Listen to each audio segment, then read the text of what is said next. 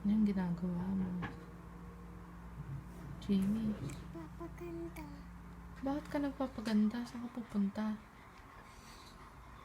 Ha? Saan ka pupunta? Saan ka pupunta? Ba't ka kailangan magpaganda? Kahit wala kang lipstick, maganda ka na. Maluluto yung lips mo. Di ba ginagamit ko lang yan pag sasamba ko? O ikaw, di ka naman sasamba. Bakit nagli-lipstick ka?